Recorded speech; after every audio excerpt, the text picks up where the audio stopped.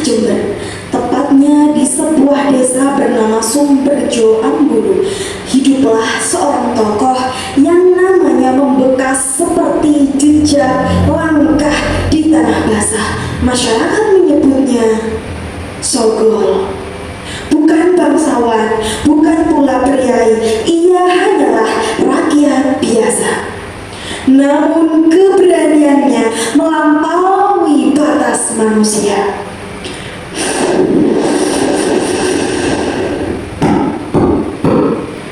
Bunyi gong terdengar, bukti bahwa pada masa itu dua kadipaten, Puger dan juga Kuto Blater, tenggelam dalam sebuah perseteruan.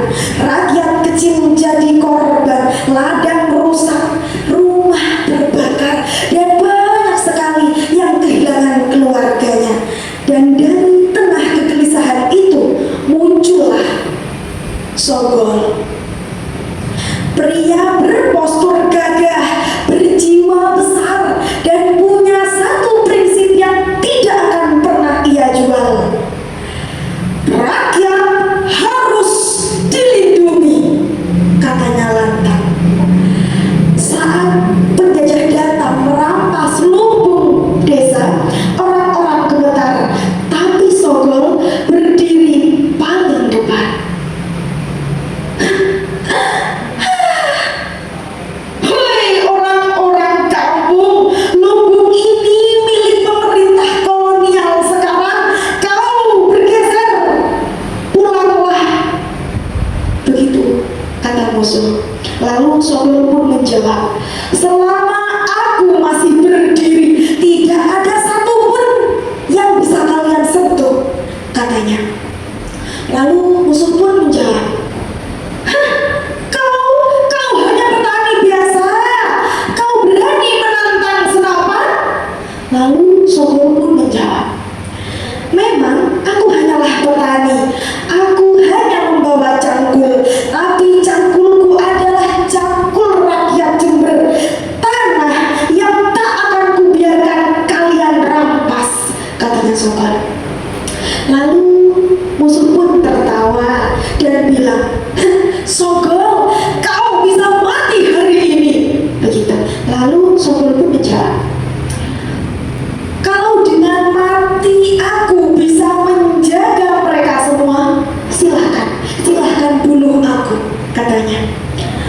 Dan ya begitulah perlawanan kecil itu dimulai. Sogol melawan bukan dengan bedil, tapi dengan tekad yang bahkan penjajah pun sulit mengerti.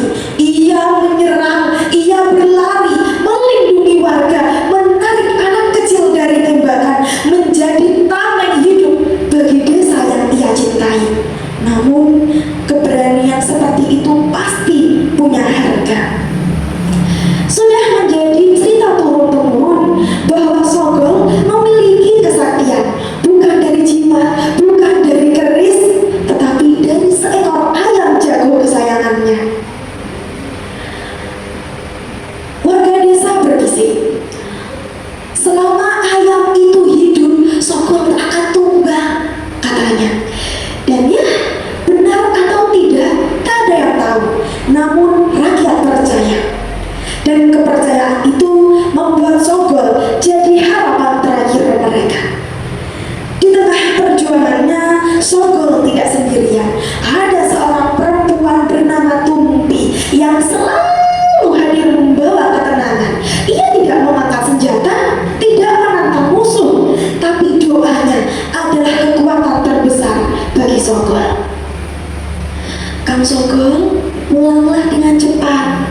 Aku menunggumu, Kang, katanya Tumpi. Lalu Sogol pun menjawab, baiklah Tumpi, aku akan kembali kepadamu. Doakan aku ya. Begitu. Lalu, namun namanya perjuangan. Perjuangan selalu menuntut pengorbanan. Ketika pasukan penjajah dan kaki tangannya menekan rakyat, Sogol maju paling depan menjadi tameng. Pertempuran demi pertempuran ia lewati. Tubuhnya terluka, namun semangatnya tidak pernah padam. Hingga